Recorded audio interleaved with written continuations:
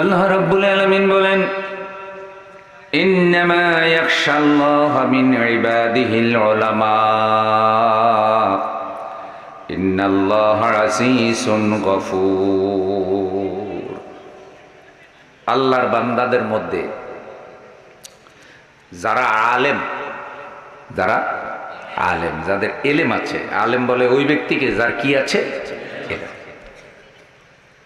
আল্লাহর বান্দাদের মধ্যে যাদের এলেম আছে, আল্লাহ সম্পর্কে জানে বুঝে, পরকাল সম্পর্কে জানে, এলেম আছে, ঈমান সম্পর্কে এলেম আছে, আমল সম্পর্কে এলেম আছে, হালাল হারাম সম্পর্কে এলেম আছে, সত্য মিথ্যার পরিণাম পরিণতি সম্পর্কে এলেম আছে।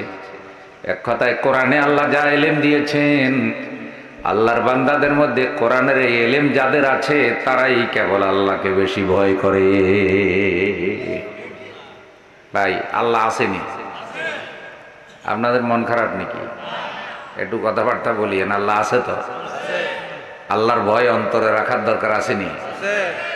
সবচাইতে বেশি ভয় করে যাদের কোরআনের এলেম আছে তারা। এই কথাটা কে বলেছেন? আল্লাহ। ইন্নাল্লাহা আসীসুন গফুর, নিঃসন্দেহে আল্লাহ মহাশক্তিশালী এবং আল্লাহ ক্ষমাশীল।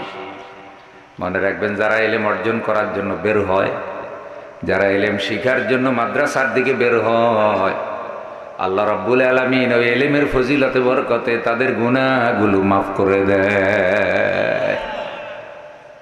আমাদের সবার গুনাহ আছে না ভাই? গুনাহ মাফের ব্যবস্থাও আছে। এই এলেম এত মর্যাদা সম্পন্ন বিষয়, কেউ শিখার জন্য বের হলে আল্লাহ তার গুনাহ মাফ করে দেয়। সূরা জুমারের 9 নম্বর আয়াত, আল্লাহ তাআলা বলেন, কুল হাল ইয়াস্তাবিল্লাযীনা ইয়া'লামুনা ওয়াল্লাযীনা লা ইয়া'লামুন। নবী, আপনি বলে দেন, যারা আলেম আর যারা আলেম নয় তারা কখনো সমান হতে পারে না। যার এলেম আছে আর যার এলেম নাই তারা কি সমান হইতে পারে? আলেমের বিপরীত হলো জাহেল। কথা বলেন, আবু জাহেল মানে কি? জাহেলদের বাপ। আবুল মাল মানে কি? মালের বাপ। যার থেকে কি বাইরে? মাল বাইরে। এর আগে অর্থমন্ত্রী একজন আছিল না, ওনার নাম কি ছিল? আবুল মাল, মালের বাপ। ওনার নাম আবু জাহেল ছিল না, কিন্তু তাকে আবু জাহেল নামে কেন পরিচিত হলো? আল্লাহ তাকে যে মেধা দিয়েছেন, যোগ্যতা দিয়েছেন, পড়ালেখা দিয়েছেন, এটা দিয়ে সে সব চিনল, কিন্তু আল্লাহরে চিনল না, ইসলাম জানলো না, দিন বুঝলো না। আল্লাহর রসুল তাকে বলেছে সে জাহেলদের বাবা, জাহেলদের মুরব্বী। তাহলে বোঝা যায় যে ডিগ্রি, যে পড়ালেখা দিয়া আল্লাহ চিনা যায় না, ইসলাম চিনা যায় না। ইসলাম তাকে এলেমও বলে না। বর্তমানেও দেখবেন অনেক খারাপ মানুষ আছে, বড় বড় ডিগ্রিওয়ালা। সাধারণ মানুষগুলো ইসলামের এত ক্ষতি করে না, বড় বড় ডিগ্রিওয়ালারা আজকে ইসলামের যত ক্ষতি করে।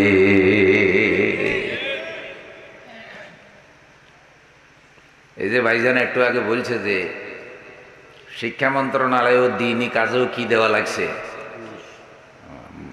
কি দেওয়া লাগছে? আশ্চর্য হইবেন যে কোথাও কোথাও মাহফিল বাস্তবায়নেও ঘুষ খাইছে। যখন বলা হতো যে অমুক বক্তাকে দাওয়াত দেওয়া হয়েছে, তখন ওনারা বলতো কি ওই বক্তাকে তো আনা যাবে না। চতুর্দিক থেকে এমন পরিবেশ করতো, ফলে আসতে বলতো কি দেন 1 লাখ টাকা দেন, 2 লাখ টাকা দেন, কিছু চা পানির খরচ দেন, তাহলে হুজুরের কি আনতে পারবেন। ওই টাকা নিয়ে আবার মামু আর ভাগিনারা ভাগ করছে। মামু ভাগিনা বুঝছেন তো, বেশি ব্যাখ্যার তো দরকার নাই। আহারে মামুরে, কোন কোন মসজিদে ওরা পদ দখল করেছে এবং মসজিদের ইমাম খতিব নিয়োগেও তারা ঘুষ খাইছে। মানে এতটাই তারা নিচে নেমেছে টাকার লোভে, দুনিয়ার লোভে। মসজিদ, মাদ্রাসা, এমনকি টয়লেট বাথরুমের বাজেটও চুরি করে হয়েছে।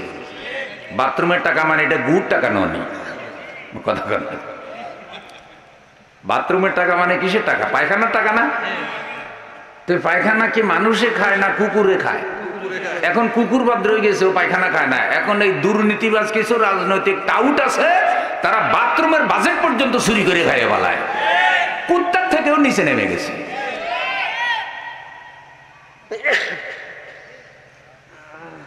বেজার হয়েছেন নি কোন? নারায়ে তাকবীর।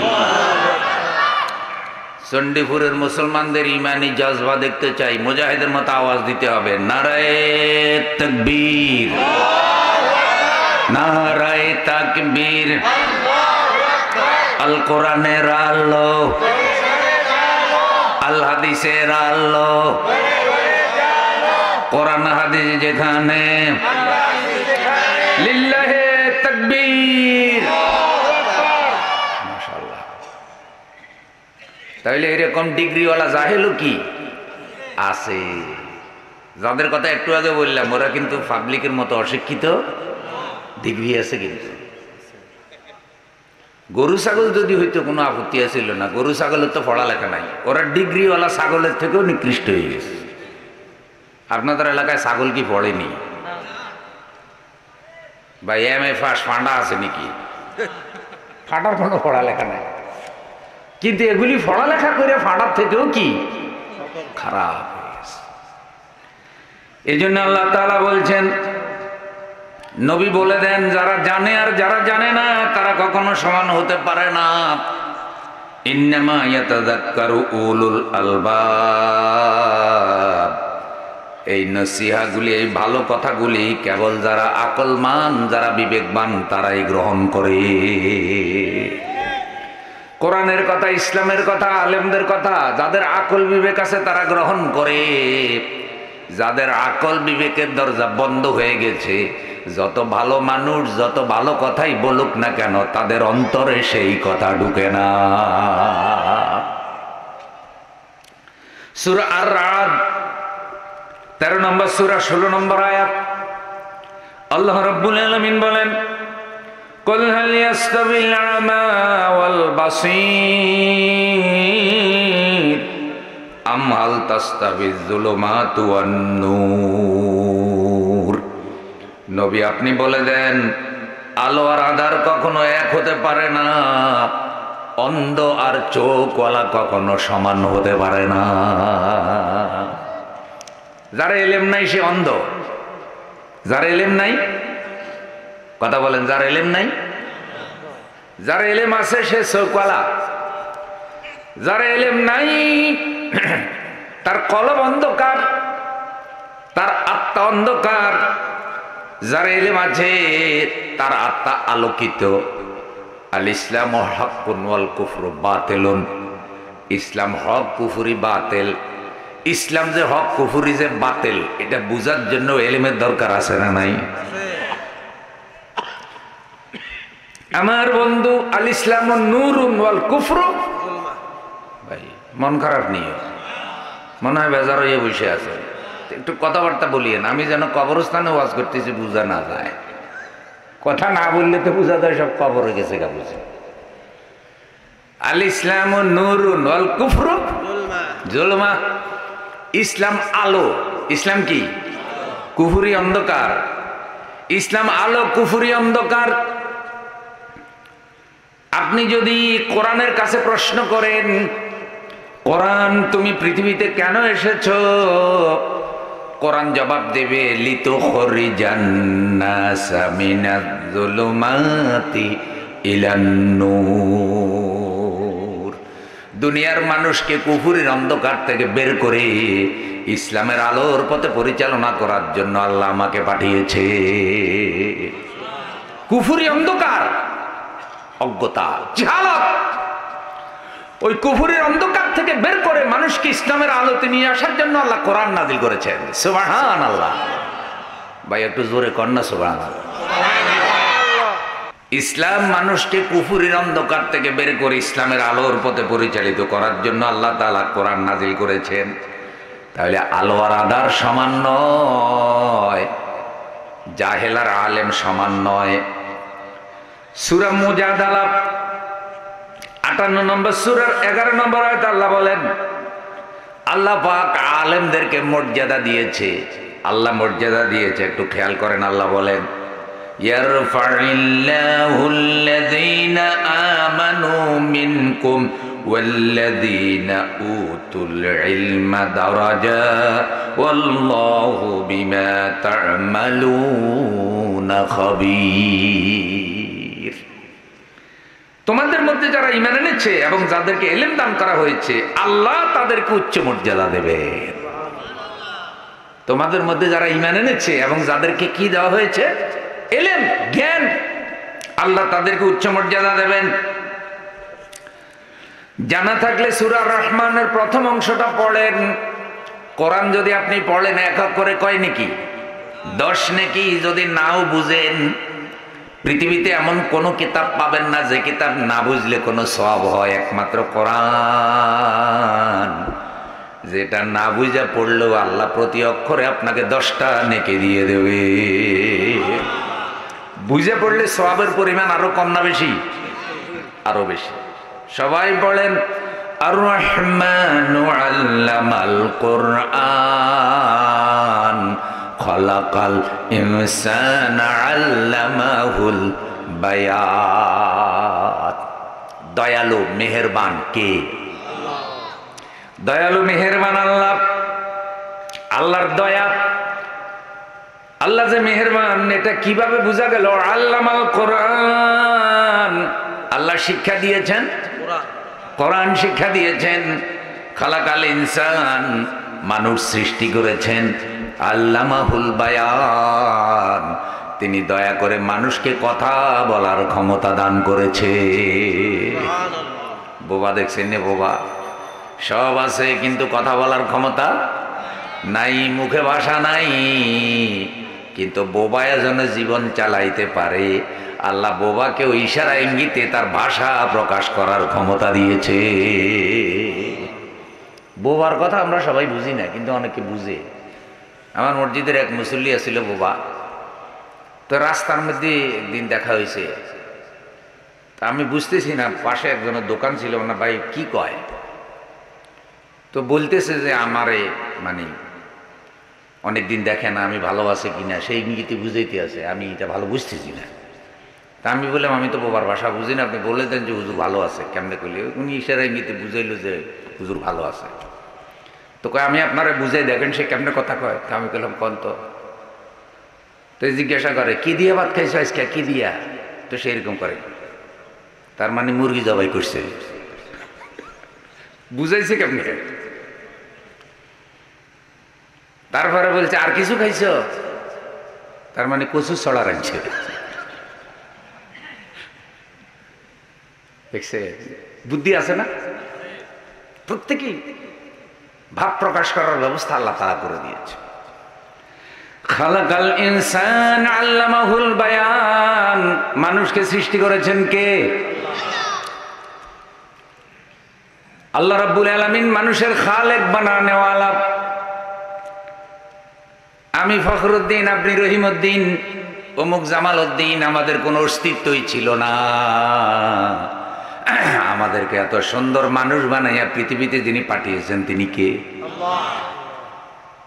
কোরআনুল কারীমে আল্লাহ কত সুন্দর করে বলেছেন, হাল আতা আলাল ইনসানি হিনুম মিনাদ দাহরি লাম ইয়াকুন শাইআম মাযকুরা। মানুষের কি এমন একটা সময় ছিল না যে আমি আল্লাহ, মানুষ কোনো আলোচনার বস্তুই ছিল না, মানুষের কোনো আলোচনার বস্তুই ছিল না।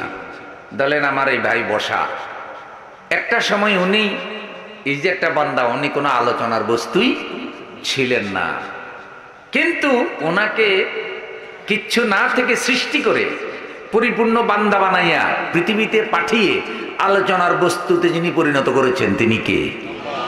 দেখছেন এবার কেমনে বানালেন? প্রথম মানব বানালেন মাটি দিয়া, তার নাম আদম আলাইহিস সালাম। আদমের আগে আপনারা কেউ ছিলেননি।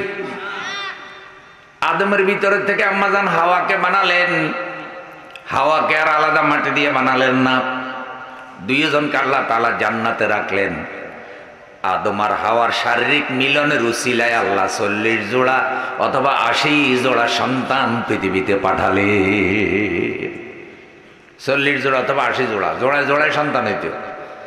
প্রথম জোড়া ছেলের সাথে যে মেয়ে হইতো, দ্বিতীয় জোড়া ছেলের সাথে ওই মেয়ের বিয়ে হইতো, দ্বিতীয় জোড়া ছেলের সাথে যে মেয়ে হইতো, প্রথম জোড়া ছেলের সাথে ওই মেয়ের বিয়ে হইতো। এটা ছিল আদমের শরীয়ত।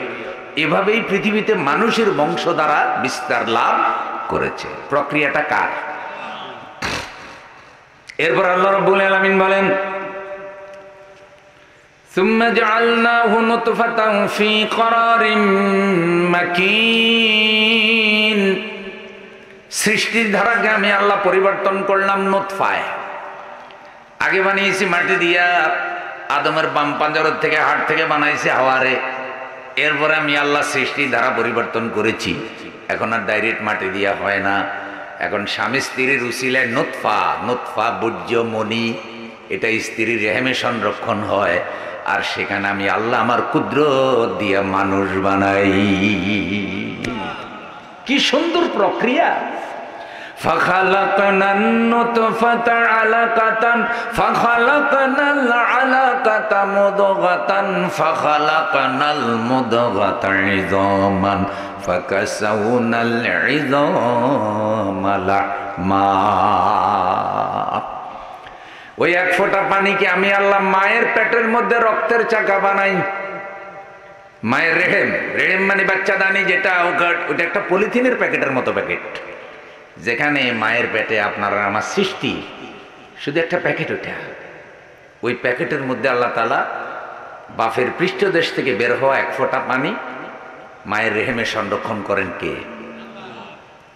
40 দিন ওইটা নুতফা আকারে থাকে, তারপরে রক্তের চাকা হয়, তারপরে রক্তের চাকার মধ্যে হাড়ের খাঁচা। হাড়ের খাঁচা কে বসায়? আপনারা যে বিল্ডিং বানান, ডালাই দেওয়ার আগে রডের খাঁচা বসায়নি? আগে ডালাই না আগে খাঁচা? আগে খাঁচা। হাড়ের খাঁচা বসাই আল্লাহ তাআলা, তার উপরে রক্ত, মাংস, চোখ, হাত, কান এসব কিছু ফিটিং করে মায়ের পেটের থেকে আল্লাহ বাচ্চা আকারে পৃথিবীতে নিয়ে আসে। আল্লাহ কত সুন্দর করে বলেছেন, সুম্মা নুখরিজুকুম তিফলা, বাচ্চা আকারে নিয়ে আসে। তাইলে আমাদের এই সৃষ্টি প্রক্রিয়াটার উপরে পুরো অবদান কার? এবার আপনারা আমারে বলেন, একটা রাজনৈতিক দলের কর্মীদের উপরে সেই দলের নেতার যতখানি অবদান, একটা রাজনৈতিক দলের উপরে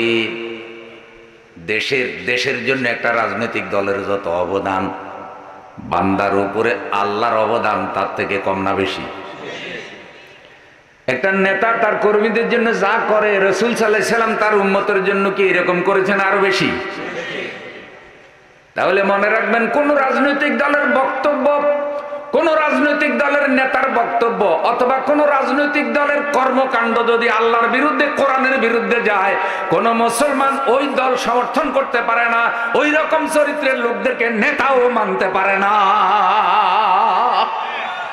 কোরআনের চরিত্রের সাথে যেই নেতার চরিত্র মিলবে না, মুসলমান তাকে নেতা মানতে পারে? এটা কি কোনো বেজার হয়েছে? এটা কি আমি রাজনীতি কইছি না আল্লাহর কথা বলছি?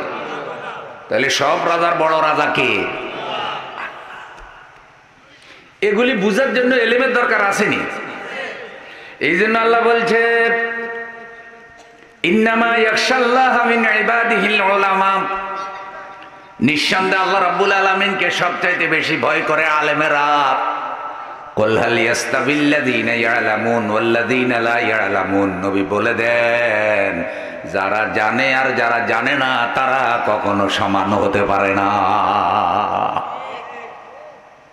চণ্ডীপুরের মুসলমান ভাই বোনেরা, আল্লাহর ওয়াস্তে বলি, আমার এত কোনো যোগ্যতা নাই আপনাদেরকে একেবারে বুঝাই দেওয়ার, কিন্তু আমি আমার যোগ্যতা আল্লাহ আমার যতটুকু দিয়েছে, যতটুকু আমি পেশ করতে পারি করব। হেদায়েতের মালিক আল্লাহ। আমার সীমাবদ্ধতা আছে, আমার দুর্বলতা আছে, কিন্তু তারপরও তোমার এই বান্দাগুলি আমাকে দাওয়াত করেছে। আল্লাহ, আমি যে বিষয়ে বয়ান করতেছি তারা যেন বুঝতে পারে, তাদের অন্তরে যেন কথাগুলি প্রবেশ করে, সেইভাবে উপস্থাপনা করার তৌফিক আল্লাহ তুমি আমারে দান করো।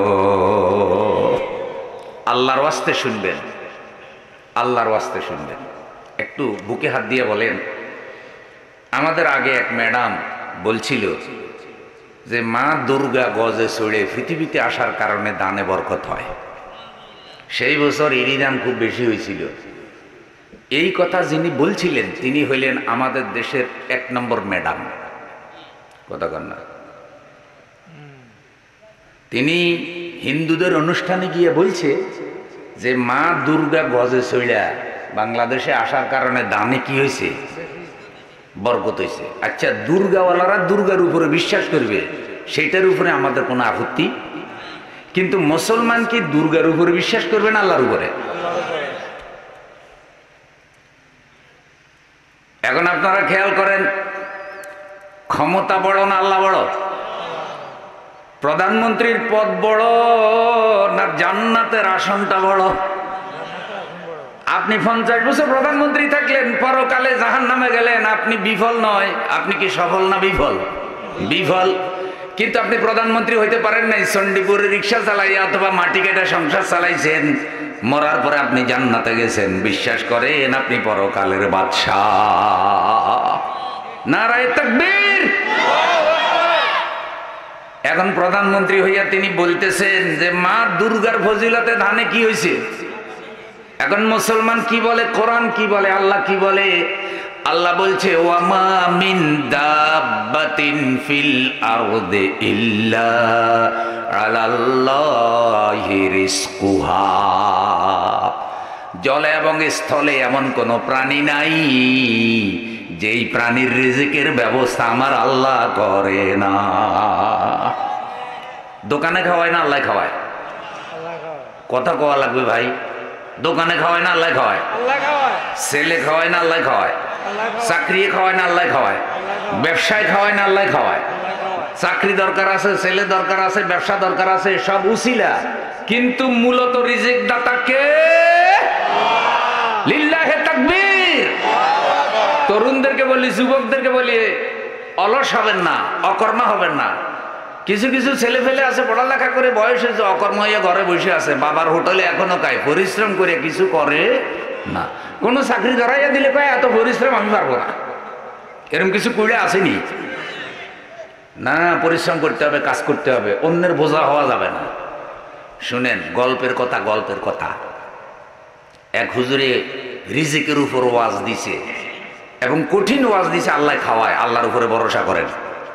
এখন এক তরুণ চিন্তা করছে যেহেতু আল্লাহ খাওয়ায়, তাহলে হুজুরে এত কঠিন ওয়াজ দিল, তো ফ্যাট সমস্যার সমাধান হয়ে গেলে তো আমার আর কোনো ঝামেলা কি নাই।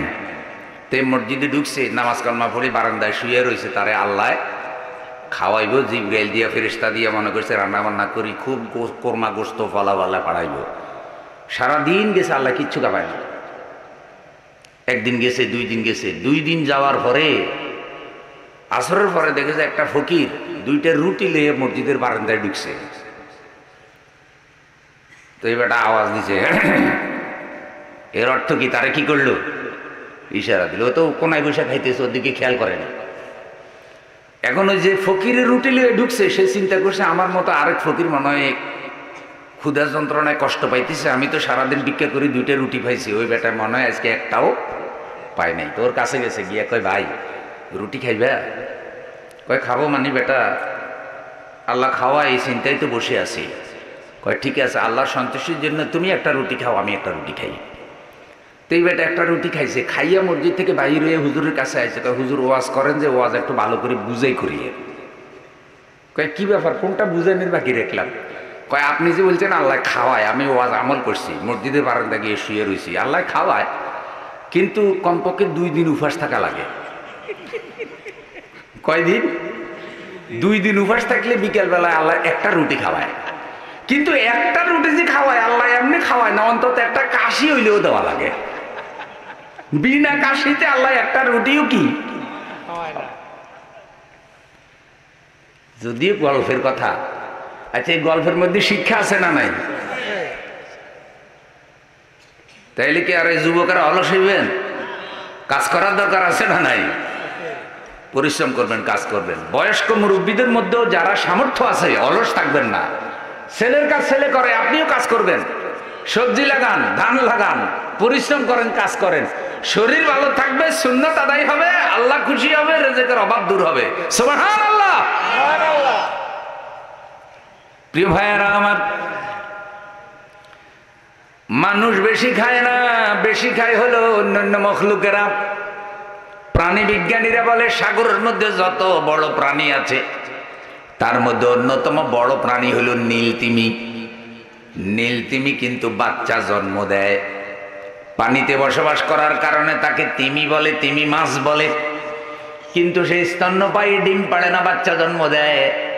প্রাণী বিজ্ঞানীরা বলছে নীলতিমি যখন বাচ্চা জন্ম দেয়, ওই বাচ্চা নীলতিমির পেটের থেকে বাইরে হইয়া নীলতিমির স্তন থেকে দুধ পান করে 24 ঘন্টায় 60 মণ। সুবহানাল্লাহ। ঠান্ডা হয়ে গেছে। বাড়িতে গিয়ে কম্বলের নিচে নিয়ে সুবহানাল্লাহ কইবেন, জোরে বলেন সুবহানাল্লাহ। তাইলে 24 ঘন্টায় নীলতিমির বাচ্চায় দুধ খায় কত মণ? 60 মণ খায়। বিজ্ঞানীদের কথা, কম বেশ হতে পারে, আল্লাহ তাআলা ভালো জানেন।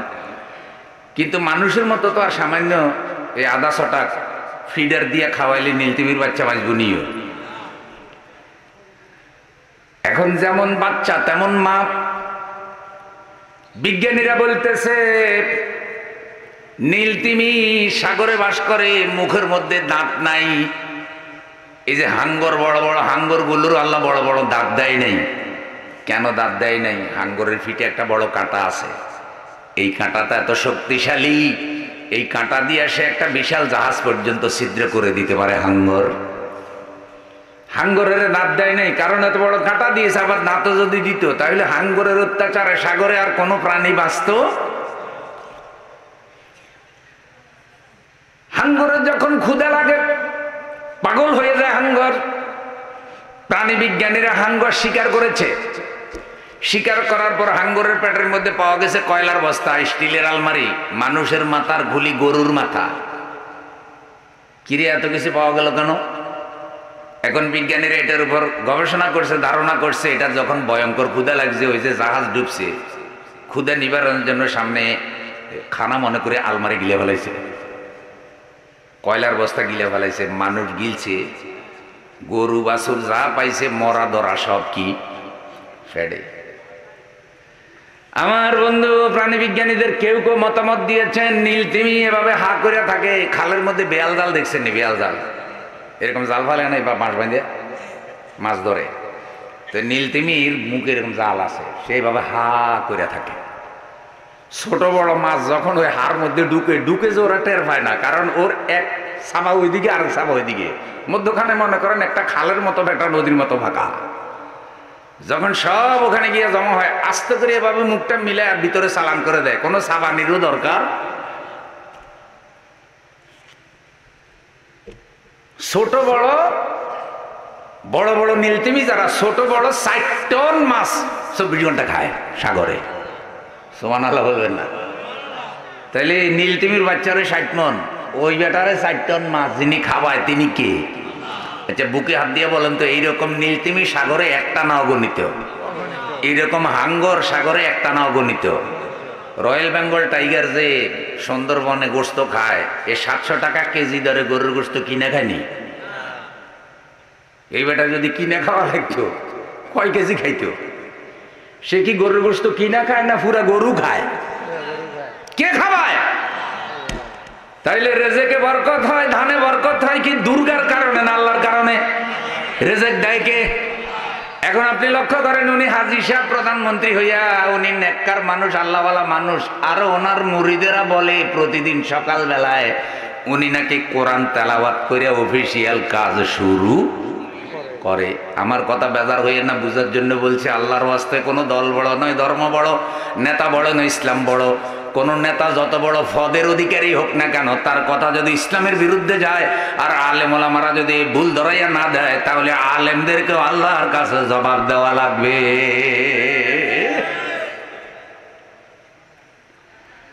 প্রিয় বন্ধুরা আমার,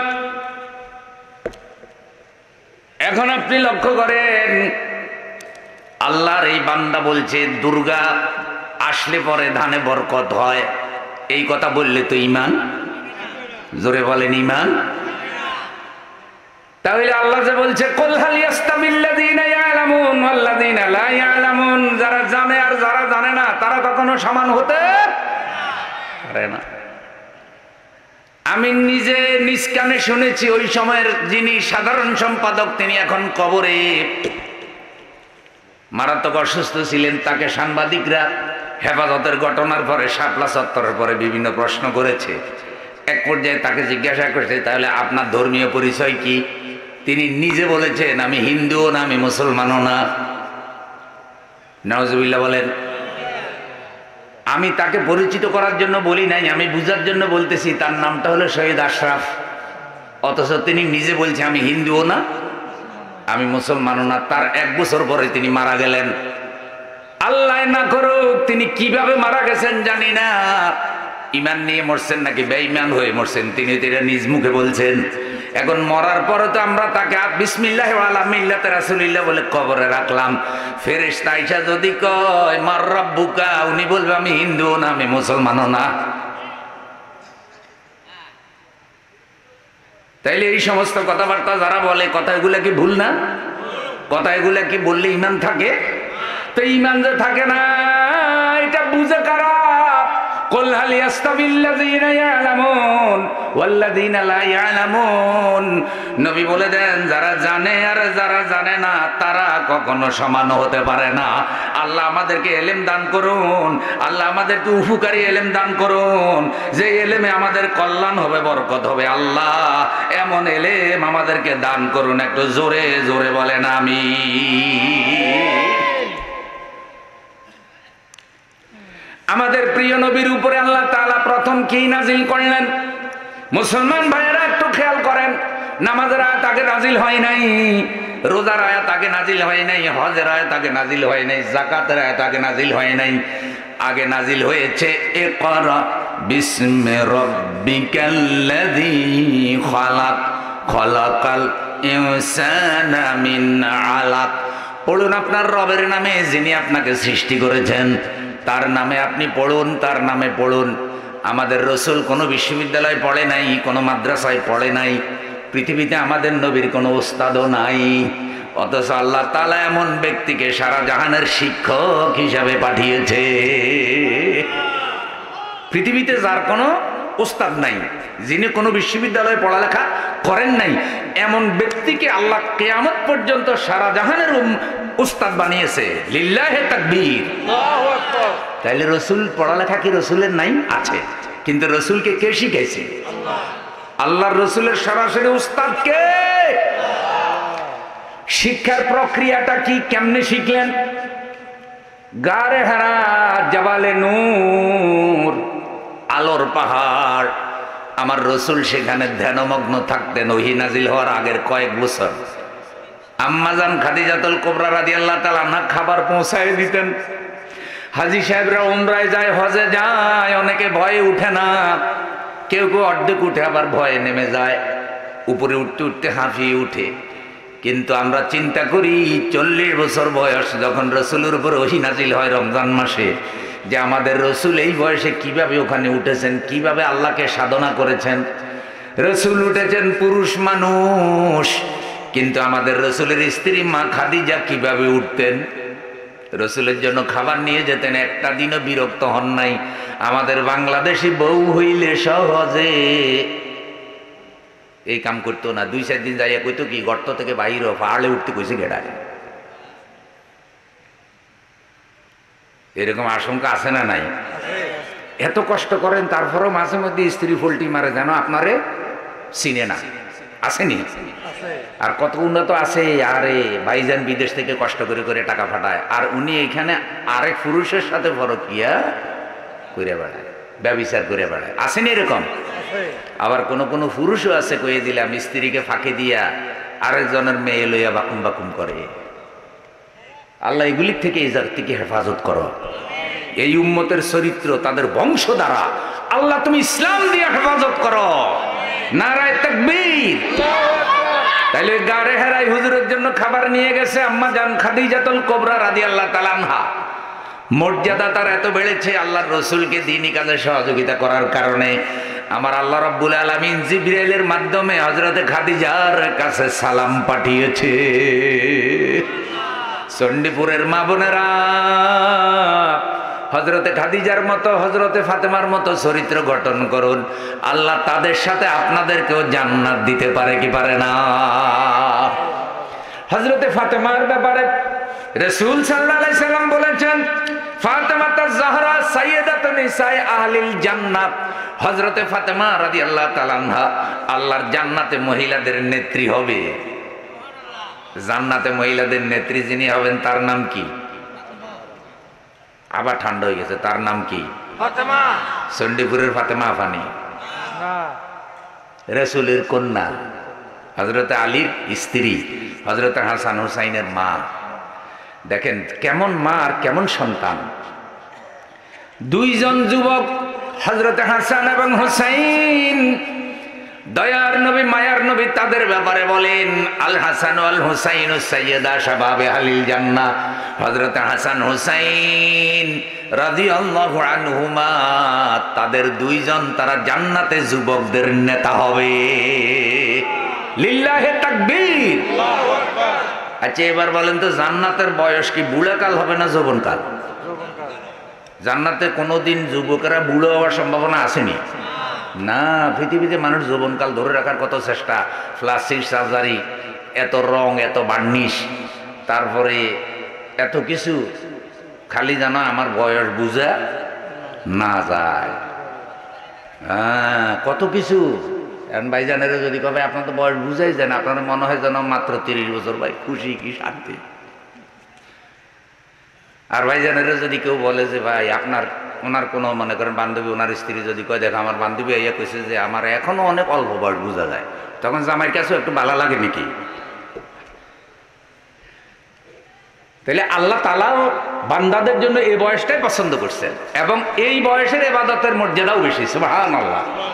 বুড়াকালে ইবাদত এত শান্তিমতো করা যায় না, বেশিক্ষণ ওযু রাখা যায় না, কোমরে বেদনা হয়ে যায়, শরীর খারাপ হয়ে যায়, অনেক সময় ভোর রাত্রে উঠতে মনে চায় কিন্তু শারীরিক দুর্বলতার কারণে উঠাও যায় না, কোমরে বেদনা, চেয়ারে বসে নামাজ পড়ে, এমন আছে না?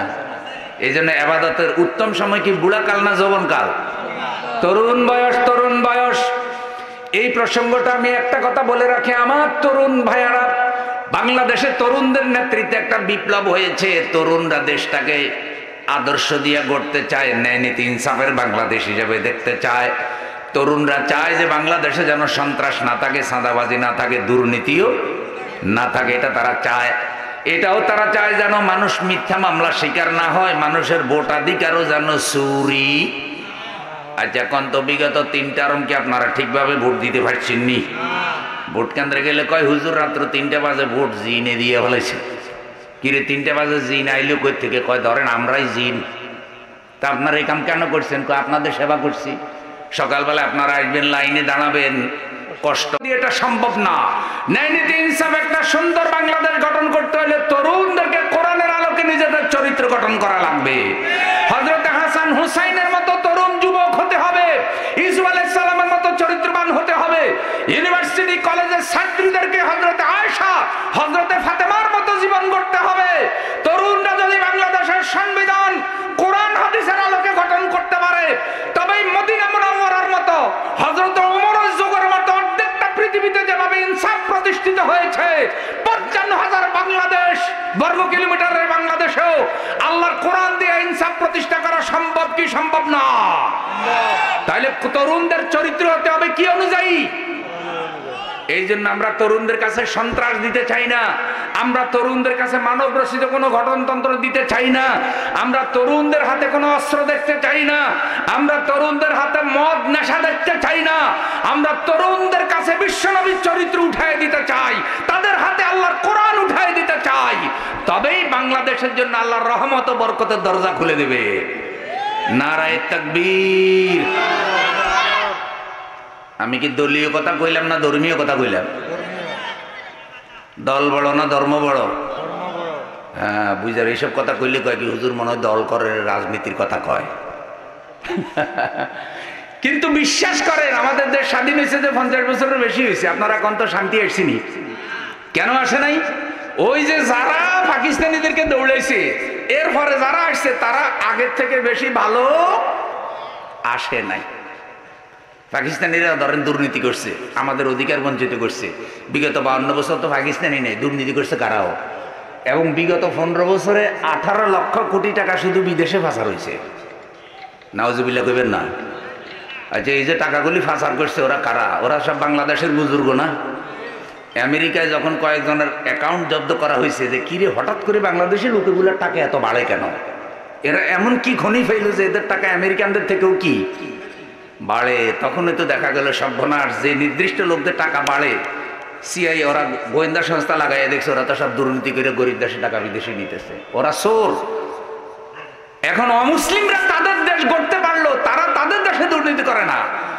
আপনি দেখেন যে ভারতের কোন নেতা তাদের দেশে টাকা চুরি করে বাংলাদেশে লুকাইছিনি, কথা কন না। কিন্তু আমাগো বুজুর্গরা কোথায় গিয়ে লুকাইছে? যার সাথে যার মহব্বত তার সাথে তার প্রীতি। আমেরিকার কেউ কি তাদের দেশে দুর্নীতি করে আমাদের দেশে লুকাইছে? কিন্তু তারা কাফের, অথচ তাদের দেশে আমাদের দুর্নীতি বা যায় কি যায় না? এখন আপনারা বলেন শুধু মুসলমান হওয়ার কারণে, শুধু নামদারি হাজি সাহেব হওয়ার কারণে এই দুর্নীতিবাজের চোর, এই চরিত্রহীন লোকগুলোর হাতে কিভাবে দেশের বরকত হবে, কিভাবে অর্থনীতির বরকত হবে, কিভাবে মানুষ ন্যায় বিচার পাবে? ফেরাউন যা করেছে, আবু জেহেল যা করেছে, এরা তো তাই করে। তাইলে দেশের নেতৃত্বে যদি চরিত্রবান লোক যাওয়ার দরকার হয়, সেই চরিত্রবান লোক কি দিয়ে তৈরি হবে? জোরে বলেন কি দিয়া? তাইলে শিক্ষা ব্যবস্থায় কোরআন থাকার দরকার আছে না নাই? শুনেন, শুধু একটা মাদ্রাসা দিয়ে হবে না, যত জেনারেল প্রতিষ্ঠান আছে সব প্রতিষ্ঠানে ইসলামী শিক্ষা, মুহাম্মাদের শিক্ষা ঢুকাতে হবে। তবে মুহাম্মদ সাল্লাল্লাহু আলাইহি সাল্লাম যে শিক্ষা ব্যবস্থা দিয়ে সমাজ ভালো করেছে, মক্কা মদিনা একটা আদর্শ প্রতিষ্ঠা করেছে, তবেই কিন্তু বাংলাদেশ একটা আদর্শ বাংলাদেশ হতে পারবে। নারায়ে তাকবীর। তাইলে আল্লাহ জান্নাতের বাসায় করেছে কি কাল? যৌবন কাল। জোরে বলেন কি কাল? আল্লাহ আমাদের সকলকে সে ধরনের চরিত্র গঠন করার তৌফিক দান করুন, একটু বলেন আমিন। যে কথা থেকে আমি বললাম হযরতে খাদিজা হুজুরকে সহযোগিতা করেছে, হুজুরের উপর আল্লাহ কোরআন নাজিল করেছে। জিবরাইল আমিন এসে যখন বলছে হুজুর পড়েন, রাসূল বলছে আমি পড়তে জানি না। জিবরাইল আমিন হুজুরকে বুকের সাথে জড়ায় ধরলেন, আল্লাহর রাসূল বলেন ফাআখাযানি ফাগাত্তানি হাত্তা বালাগা মিন্নিল জুহুদ। অথবা জিবরাইল আমাকে তার বুকের সাথে চাপ দিয়ে ধরলো, এমন ভাবে ধরলো আমার মধ্যে জুহুদ পয়দা হয়ে গেল। জিবরাইলের বুকের সাথে রসুলের বুক যখন লাগলো, আরশে আজিম থেকে আল্লাহ তাআলা রসুলের কলবে এলেম দিয়ে দিলেন, এত বেশি এলেম দিয়ে দিলেন কিয়ামত পর্যন্ত আমাদের রসুলের থেকে বড় কোনো জ্ঞানী এই দুনিয়ায় আর আসবে না। এবার আমারে বলেন, রসুলের কলবে যে এলেম দিলেন সেই এলেমের নাম কি? কথা বলেন আরো ধরে। কোরআন কি কোনো একটা দলের না সব দলের? কোরআনের উপর ঈমান আনা সুন্নাত, নফল না ফরজ? সবাইকে বলতে হবে কোরআনের উপর ঈমান আনা কি। তো এই কোরআনের ইলম আল্লাহ রসুলের কলবে দিয়েছে। এখন আপনিও নিজেকে রসুলের উম্মত দাবি করেন, আপনিও হাজী সাহেব দাবি করেন, আপনিও গাজী সাহেব দাবি করেন, আপনিও মুসলমান দাবি করেন, যদিও মাঝে মধ্যে দুর্গারও ফজিলত কন, আবার কন যে আমি হিন্দু আর আমি মুসলমানও না। কিন্তু যদি আপনি মুসলমান দাবি করেন, কোরআন আপনার ধর্মীয় গ্রন্থ দাবি করেন, তাহলে কোরআনের আইনের কথা বললে আপনি কেন বাধা দেন? এই বাধা তো আবু জেহেল দেওয়ার কথা। তাহলে বুঝা যায় আবু জেহেল মরার সময় আপনারে মনে হয় বুদ্ধি দিয়া গেছে যে 2024 সালে আমি তো থাকুন না, 25 সালে তোরা আমার দায়িত্ব পালন করবি। ভাই ওয়াজ কোনো বেশি তিতা লাগেনি কেন? না, বহুত মিডিয়া ওয়াজ করে দেখছি, কোনো কাম হয় না। তাই চিন্তা করছি ফাপ যখন বাইরে গেছে, অবিচার যখন বাইরে গেছে, ওয়াজও চলবো ডাইরেক্ট। ঠিক আছে নি ভাই? লিল্লাহে তাকবীর। এখনো যদি হক ওয়াজ করতে না পারি কবে করবো? আগে ওয়াজ উঠার আগে হুজুর একটা সাবা দিয়ে দিত, হুজুর দিনকাল বেশি ভালানো, একটু ঠান্ডা ঠান্ডা ওয়াজ করিয়ে। ঠান্ডা ওয়াজ কোনটা? কয় ধরেন সুদ ঘুষ অন্যায় অবিচার জুলুম অত্যাচারের বিরুদ্ধে কোনো কথা কইয়েন না।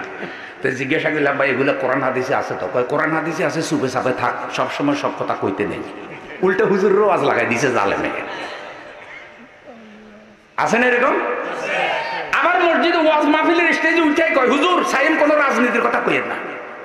তা আজকে ফিনাকি মেতাসের আমি একটা ভিডিও দেখলাম, ভালো লাগলো।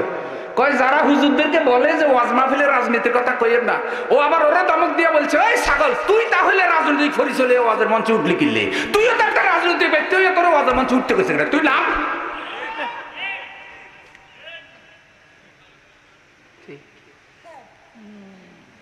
নিজে পোস্টারের মধ্যে নিজের রাজনৈতিক পরিচয়, কোন জায়গায় দায়িত্ব পালন করে, একটা টয়লেট বিভাগের সভাপতি, এটাও লিখে দেয়।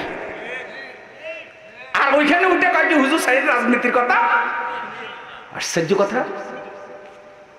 আমরা রাজনীতি অরাজনীতি বুঝি না, আমরা বুঝি কি? কোরআন বুঝি, ইসলাম বুঝি, ধর্ম বুঝি। আমরা এটা বুঝি যে কোরআন দিয়ে সব চলবে, কোরআন দিয়ে রাষ্ট্র চলবে, কোরআন দিয়ে অর্থনীতি চলবে, কোরআন দিয়ে বিচার ব্যবস্থা চলবে, কোরআন দিয়ে মসজিদ চলবে, কোরআন দিয়ে দল চলবে, কোরআন দিয়ে নেতা চলবে, কোরআন দিয়ে মসজিদের ইমাম চলবে, কোরআন দিয়ে মসজিদের সভাপতিও চলবে। যে সভাপতির চরিত্র কোরআনের সাথে মিলবে না, ওটা মসজিদ কমিটির সভাপতি হতে পারে না। বহু জায়গায় বহু বেনামাজি মসজিদ কমিটির সভাপতি আছে না নাই? গায়ে জোরে সভাপতি, ডাকাইতে সভাপতি। আলেম তৈরির কারখানা হলো মাদ্রাসা। আমার সাথে আছেন তো? আলেম তৈরির কারখানা কি? পেঁয়াজ খেতে পেঁয়াজ হয়, রসুন খেতে রসুন হয়, স্কুল কলেজে সাধারণ শিক্ষিত লোক তৈরি হয়, আর মাদ্রাসায় হয় সত্যিকারে কোরআন হাদিসের আলেম। তবে হ্যাঁ, কলেজ ইউনিভার্সিটিতে পড়ালেখার পরেও যদি কেউ ধর্মীয় শিক্ষা শিখে, সেখানে অনেক বড় বড় জ্ঞানী তৈরি হয়।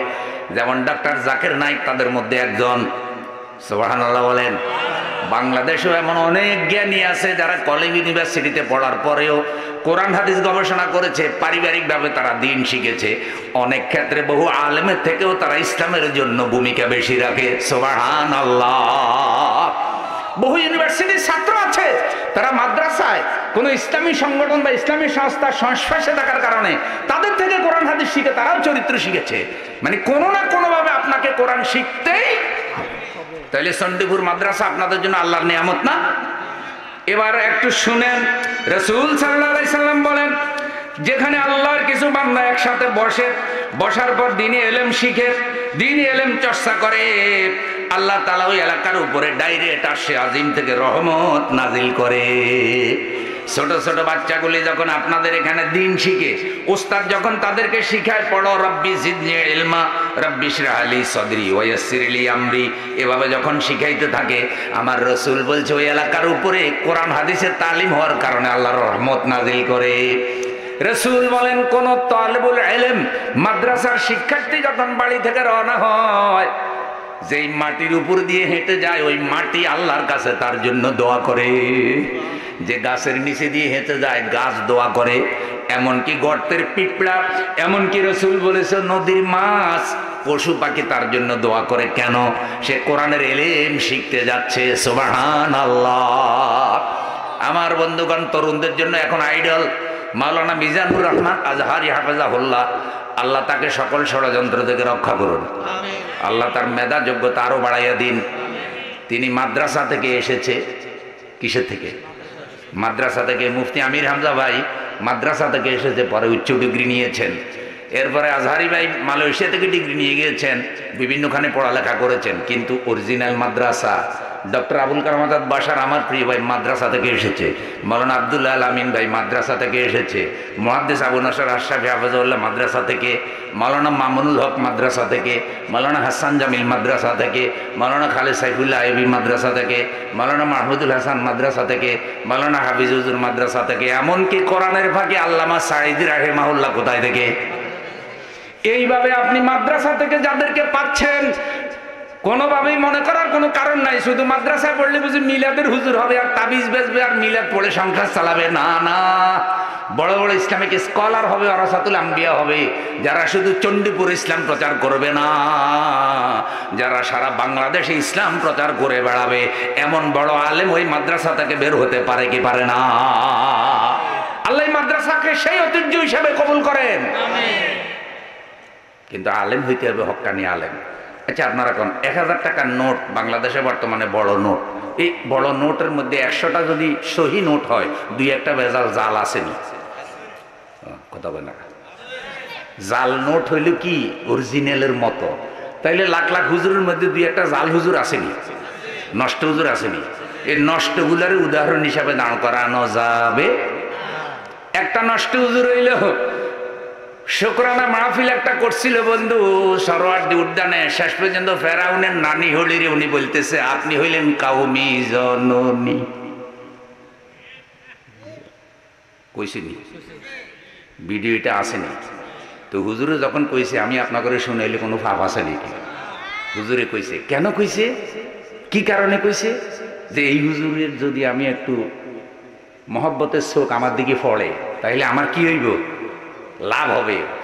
এখন ওই হুজুর নানি হড়িয়ে চিন্তা করতেছে ফেরাউনের নানি হড়ি, কিরে এত হুজুর মারলাম, হাফেজ মারলাম, মাদ্রাসাগুলোকে আমি জঙ্গি কইলাম, ইসলাম ওয়ালাদের উপরে এত কিছু করার পরও এই হুজুরে আমারে কয় আমি কি, আমি হলাম কাউমি জননী। কাউমি জননী মানে কি, বাংলাদেশে যত কৌমি মাদ্রাসা আছে আর যত আলেম আছে সব মাদ্রাসা আর সব আলেমের উনি কি মা, ওস্তাদ না মা। চিন্তা করছেন নি কি ধরনের ফার্ম দিছে, ফেয়ালিপ মিম, একেবারে সাইরিয়ালিপ টানবেন, ফেয়ালিপ মিম ফার্ম কি দিছে, বুকে হাত দিয়া বলেন তো এটা কি জায়েজ হয়েছে না? এখন ওই ফেরাউনের নানি হলি চিন্তা করছে এত খারাপ কাম করার পর হুজুর আমার এইরকম উপাধি দিছে, দে হুজুরের আমার মার্কা দিয়া ফার্টি করে দে। ওই জায়গায় হুজুর এই মার্কা লাইয়া ফার্টি হয়েছে, কিন্তু হুজুর ফেল মারছে। কিন্তু হুজুরে তো এটা বোঝা উচিত ধর্ম নিরপেক্ষ মতবাদ শরীয়তে জায়েজ হারাম। যারা ধর্ম নিরপেক্ষ মতবাদ বিশ্বাস করবে তাদের ঈমান থাকবে না। হিন্দু যেমন মুসলমান না, ইহুদি যেমন মুসলমান না, খ্রিস্টান যেমন মুসলমান না, যারা ধর্ম নিরপেক্ষ মতবাদ বিশ্বাস করবে তারাও মুসলমান থাকবে না। যদি নিজেদেরকে মুসলমান দাবি করে হয় তারা প্রতারণা করে, না হয় ইসলাম এবং ধর্ম নিরপেক্ষ মতবাদের পার্থক্য তারা বুঝে না। কারণ ধর্ম নিরপেক্ষ মতবাদ নিয়ে যদি আপনি পড়ালেখা করেন আর ইসলাম সম্পর্কে যদি আপনার ধারণা থাকে তাহলে আপনি বুঝবেন যে এই মতবাদের সাথে ইসলাম টিকতে পারে না। আলো আর আধার যেমন একসাথে থাকে না, তেল আর জল যেমন একসাথে মিশে না, ধর্ম নিরপেক্ষ মতবাদ আর ইসলাম একসাথে থাকতে পারে না। এই জন্য আল্লাহ বলছে যারা জানে আর যারা জানে না তারা কখনো সমান হতে। কিন্তু আলেম জানার পরেও কেন নিছে, নেওয়ার পরে বড় হুজুর খুশি হয়েছে, ফেরাউনের নানি হলি কয় ঠিক আছে আপনি ওইখানে ফেল করছেন অসুবিধা নাই, আগামী মাসের থেকে আপনি জাতীয় মসজিদ বাইতুল মোকাররমের খতিব বড় হুজুর। এটা কি যোগ্যতা দিয়ে হয়েছে? কথা কন না, দালালির পুরস্কার, দালালির কথায় কথা মনে হয় রাতও গভীর হয়ে যায়। ভাই মাঝে মধ্যে বাজারে গরু বেচতে গেলে গরু বেচার জন্য দালাল লাগেনি, এই গল্প কয়েক জায়গায় শুনেছি, আপনাদেরকেও শুনাই। একবার এক গরুর মালিকে গরু লিয়ে উঠছে, এখন দালাল আইসে, দালাল আইয়া কয় ভাই আমি কিন্তু গরু বেচা দিম, আমার 2000 টাকা দিবেন। কয়েছে ঠিক আছে বেচা দে, কয় তাহলে একটু বেশি দামে বেচা দেওয়ার চেষ্টা করবো, টাকা কিন্তু 2000 কহ। দালাল আবার কাস্টমাররা কবে আপনি তো গরু চিনবেন না, এই বাজারে যত গরু আছে সব আমি চিনি, আপনারা আমি একটা গরু লিয়ে দেবো ভালো গরু, আপনিও আমার দিবেন 2000। তাইলে মালিকের থেকে 2000, কাস্টমার থেকে 2000, দালালের কত লাভ? দালালের কোনো ইনভেস্ট আসেনি। ইনভেস্ট হলে সাবা গাল সাবার উপরে দালাল চলে। এখন কাস্টমার নিয়ে আসছে দালাল, আইসা গরুর মালিকের সামনে গরুর ফজিলত বয়ান করে, এই গরু খায় কম দুধ দেয় বেশি, হালের মধ্যে লাগাই দিবেন তো দ্রুত গতিতে চলবে ইঞ্জিনওয়ালা গাড়ির মতো। ফজিলত বয়ান করতে করতে গরুর মালিক হিসাব করছে 31টা ফজিলত বয়ান করছে দালালে। এখন মালিক চিন্তা করে আমি গরুর মালিক হইয়া আমি নিজে আমার গরুর এত ফজিলত জানি না, দালালে যাই লোকান রে।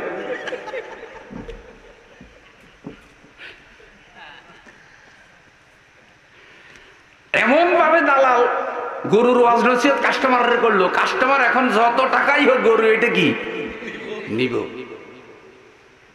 এখন দালালে কয় দেন গরু দিয়ে দেন, আপনার টাকা দিতেছি আর আমি 2000 নিব নি। গরুর মালিকের আমি আর এখন গরু বেচুক না। গরু বেচবেন না কেন? আমার গরু যে এত বরকত, এত লক্ষ্মী, এত ভালো আমি নিজেও জানতাম না। হায় হায় রে, আমি কি বরকত বাজারে বেচে পালাইতেছিলাম।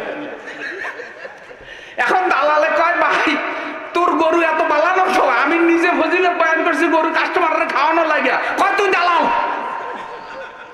তুই কি?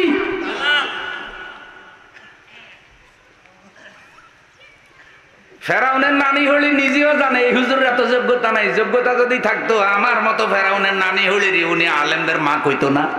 যদিও সব আলেমে এটা সমর্থন করে নাই। কওমি মাদ্রাসাকে আমরা ভালোবাসি, কওমি আলেমদেরকে আমরা ভালোবাসি, আমাদের মধ্যে কোনো বিভেদ নাই। হাজার হাজার আলেম এটার প্রতিবাদও করেছে, কিন্তু উনি পুরস্কার পাইছে কি? ওই যে মসজিদের খতিব। এখন যেই দিন ফেরাউনের নানি হড়ি গেছে এই দিন কি আমি তো আসলে মুসলিমের খতিব না। কেন বলছি হাদিস এটা শুনলে এটা বুঝবেন, শুনেন। ওয়ানিল আহওয়াস ইবনে হাকিম আন আবিহি قال হযরত আহওয়াস বিন হাকিম রাদিয়াল্লাহু তাআলা আনহু তার পিতা থেকে হাদিস বর্ণনা করেন, ক্বালা সাআলা রাজুলুন নাবিয়্যা সাল্লাল্লাহু আলাইহি ওয়াসাল্লাম আনিশ শাররি। কোন এক ব্যক্তি রাসূল সাল্লাল্লাহু আলাইহি ওয়াসাল্লামের নিকটে খারাপ মানুষ সম্পর্কে জানতে চেয়েছে। ফাকালা লা তাসআলুনি আনিশ শাররি ওয়াসালুনি আনিল খায়র। রাসূল বলছে আমাকে খারাপ মানুষ সম্পর্কে জিজ্ঞাসা করো না, ভালো মানুষ সম্পর্কে তুমি জানতে চাও। ইয়াকুলুহা সালাসান, তিনবার বললেন তিনি ভালো মানুষ সম্পর্কে জানো, ভালো মানুষ সম্পর্কে জানো, কিন্তু তিনি তো খারাপটাই জানতে চাইছে। সুম্মা কালা, অতঃপর রাসূল সাল্লাল্লাহু আলাইহি সাল্লাম বললেন, আলা ইন্না শাররা শাররি শিরারুল উলামা ওয়া ইন্না খায়রাল খায়রি খিয়ারুল উলামা। রাসূল বলে শুনো শুনো, আলেমদের মধ্যে যদি কেউ খারাপ হয় এটা উম্মতের সবচাইতে নিকৃষ্ট হইয়া যায়, পাবলিকের থেকেও খারাপ হইয়া যায়। আর আলেমদের মধ্যে যে ভালো সে উম্মতের সবচাইতে ভালো বান্দা হয়ে যায়। একটু জোরে বলেন সুবহানাল্লাহ। তাইলে আলেম ভালো হইলে সবচাইতে ভালো, আর আলেম যদি খারাপ হয় উম্মতের সবচাইতে নিকৃষ্ট হয়ে যায়। ভাই বুঝছেন? তাইলে ভালো আলেম চাই না খারাপ আলেম? ভালো না খারাপ? আরেক বর্ণনায় বলা হয়েছে এমন, রাসূলের কাছে জানতে চাওয়া হয়েছে সবার আগে জাহান্নামে যাবে কে? রাসূল বলছেন কে জান্নাতে যাবে আগে সেটা জিজ্ঞাসা করো। বলছে হুজুর সবার আগে জাহান্নামে যাবে কে? তিনবার তিনি জানতে চাইলেন। রাসূল বললেন শুনো, সবার আগে জাহান্নামে যাবে উম্মতের এক শ্রেণীর আলেম। আবার শুকরিয়া আদায় করে সবার আগে জান্নাতে যাবে উম্মতের আলেমেরা। একটু জোরে বলেন না সুবহানাল্লাহ। একজনের রেফারেন্স দিলাম, এ কইছে কাউমি জননী। এবার আরেকজনের শুনেন, ওনার নাম হইল ডক্টরেট করা মানুষ, উনি হইলেন সালেহী। উনি ইসলামিক ফাউন্ডেশনের ইমামদের অনুষ্ঠানে এই ফেরাউনের নানি হলিরি কইতে আছে আপনি হইলেন জান্নাতি। আপনি কি? আচ্ছা কোন তো কে জান্নাতি কে জাহান্নাম এটা জানে কে? আপনারা কি কেউ আমার জান্নাতি কইতে পারবেন? আচ্ছা আমরা সবাই মিলে যদি বলি সাইদি সাহেব জান্নাতি, তিনি কি জান্নাতি হবে? আমরা কি এটা বলতে পারি? আমরা দোয়া করতে পারি যে আল্লাহ ওনার জান্নাত কি করো দাও। উনি বলতে পারে যে আমরা আপনার জন্য দোয়া করি, আপনি ইমামদের কিছু বেতন টেতন বাড়াই দেন, বাড়াই দিলে আল্লাহ আপনারা কি দিব। কিন্তু উনি এত সুন্দর ফেয়ালিক মিমই সারাঙ্গুলটালিকন ফাম, আপনি জান্নাতি কইয়া দিল। কয়েকজন প্রশ্ন করছে হুজুর আল্লাহ তো বলছে রাসূলকে দিয়া 10 জন জান্নাতি, আশারায়ে মুবাশশারা 10 জন, সুবহানাল্লাহ। কিন্তু আপনারা বলেন তো আশারায়ে মুবাশশারাদের 10 জন এটা কি রাসূল নিজে বলছেন আল্লাহ খবর দিছে? আল্লাহ থেকে জানার পরে রাসূল বলেছে। আর সাহাবীদের ব্যাপারে আল্লাহ বলেছেন রাদিয়াল্লাহু আনহুম ওয়া রাদু আন যালিকা লিমান খাশিয়া রাব্বাহ। সাহাবীরা আল্লাহর উপরে যেভাবে ঈমান এনেছে, যেভাবে আমল করেছে, তাদের ঈমান আমলের উপর আল্লাহ খুশি হয়ে গেছে, আর তারাও আল্লাহকে রব পেয়ে খুশি হয়ে গেছে। সুবহানাল্লাহ। তাহলে সব সাহাবী জান্নাতি, সব সাহাবী কি জান্নাতি। আর বাকি কে জান্নাতি কে জাহান্নাম এটা জানে কে? এখন এই হুজুরে বলছে আপনি জান্নাতি। এখন ওই যে ফেরাউনের নানি হলি মোহাব্বতের চোখে চাইছে, আর ওনার মোহাব্বতের চোখ যার উপরে পড়ে তার কিসমত কি হয়? ভালো হইয়া যায়। আর ওনার গজবের চোখ যার উপরে পড়ে তার কিসমত খারাপ হইয়া যায়। আল্লামা সাঈদীর মতো একজন মানুষ যখন ইন্তেকাল করলো, ফেরাউনের নানি হলি খারাপ দৃষ্টিতে তাকাইছিল, তাই ঢাকায় একটা জানাজা পর্যন্ত করতে দেয় নাই। যেটা কাফেরেও বাধা দিত না, যে একটা কাফেরও যদি মারা, মানে একটা কাফেরও যদি রাজা থাকতো, একজন আলেম মারা গেলে বলতে গেলে মরে গেছে আর কোনো হিংসা রাখিস না, জানাজা দিয়ে দে, দাফন করে দেন, এটা করতে দেয় না। কিন্তু চিন্তা করছেন আপনি? আর ওনারা এখন মানবাধিকারের কথা কয়, মানব সেবার কথা কয়। তো যেটা বলছি যে ওই হুজুরে বলছে আপনি জান্নাতি। এখন উনি চিন্তা করছে কি রে, এত সুন্দর আমারে, এত সুন্দর ফিটিং দিল, এত ইমামের সামনে আমারে নিল, নিয়ে আমার এগুলি কইল, রাষ্ট্রীয় কারণে হুজুররা বসতে হয়েছে, তখন আর ফরদার ওয়াজ বেশি করা যায় না। একজনের আমি জিজ্ঞাইলাম, ভাই আপনি তো আমার বন্ধু মানুষ, কিন্তু আপনার এই ফিসা বুঝুন যে ওই যে আরেক দেশের প্রেসিডেন্ট আসছে ওনার লগে হ্যান্ডশেক করে ওনার গালের সাথে গাল লাগাইয়া যে কি করছে, কয় হুজুর রাষ্ট্রীয় পদে থাকলে কিছু করা লাগে, তো রাষ্ট্রীয় পদে মহিলা হুজুর থাকলে পুরুষের জড়াইয়া ধরি গালে গাল মিলাইয়া চুমা দেওয়া লাগে, এটা কোন হাদিসে আছে? কি ওয়াজ এগুলো করলে কয় কি হুজুর এগুলারে সাবা দিয়ে রাখেন, খালি যেগুলা গ্রামের মহিলা এগুলারে পর্দার ওয়াজ করি হেদায়েত করি দেন, মানে ছোটখাটো গুলা পর্দা করলে চলবে, বড়গুলা কি কথা কি এমন না? যেখানে বড়টা নষ্ট হয় সেখানে ছোটগুলাও কি হয়ে যায়? ভাই ইমামের নামাজ না হলে মুসল্লি নামাজিব নিও, তো ওগুলা তো ইমাম, তো ওগুলার পিছনে যত কর্মী আছে সবগুলা নষ্ট তো ওরাই করে। তাইলে ওগরে যদি হিজাব পরানো যাইতো, ওগো দলে যত মহিলা কর্মী আছে সব হিজাবওয়ালা হয়ে যেত, ঠিক না বেটে?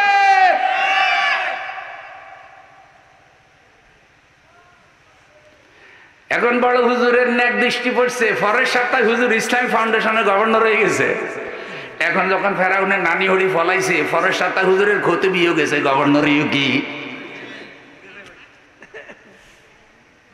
যেমন জি আসমা তেমন জামাই গসমা, নোয়াখালীর কথা। তা আমি এখন নোয়াখালী আছি, ওয়াজ তো নোয়াখালীর কথা দিয়ে চালাইতে হইব। লিল্লাহে তাকবীর। এই জন্য বলি ভাই আমাদের উপর রাগ হবেন না। আর আমরা কোনো কারোর পতনে যে খুশি বেজার ব্যাপারটা এমনও না, প্রত্যেকে প্রত্যেকের কর্মের ফল ভোগ করে, কথা বলেন। আর আমরা সবাইকে কিসের দিকে ডাকছি? আল কোরআনের দিকে ডাকছি। আমরা বলছি মাদ্রাসা বাড়ান, মাদ্রাসা বাচ্চা কাচ্চা ফাটান, নাতি নাতি ফোলাফান মাদ্রাসা ফাটাবেন নি। আমি আমার স্বাভাবিক নিয়ম থেকে আধা ঘন্টা বয়ান বেশি করছি এখানে, কেন করছি জানি না, আল্লাহ করাইছে, যদিও আমার গলা সহযোগিতা করতেছে না। আপনারা বেজার হন নাই তো? মনে রাখবেন দুনিয়ার বেজারই বালা, পরকালে দায় নিতে পারবো না। কারণ এই ওয়াজে আমি যে বিষয় ধরছি কিছু কথাবার্তা না করলে উল্টো এগুলো আল্লাহর কাছে করবে কি, আল্লাহ ফখরুদ্দিন হুজুরের ঢাকা থেকে আনছিলাম, কত সুন্দর ভাত খাওয়াইছি, ফান খাওয়াইছি, টাকাও দিছি, কিন্তু আমাদেরকে ভালো করে বুঝাই কয় না। তাহলে আমরা এইসব বাতিল দল ছাইলে সব ইসলামের দলে চলে আসতাম। ওই সময় যাতে আল্লাহর সামনে এই মামলাটা দিতে না পারেন, তাইলে কথাটা কইয়া গেলাম, কোরআন হাদিস বিরোধী যত দল আছে সব ছাড়ি দিবেন। রাজি আছেননি? আমার সাথে কোন 1 তালাক, 2 তালাক, 3 তালাক, কোরআন হাদিস বিরোধী যত দল আছে সব তালাক।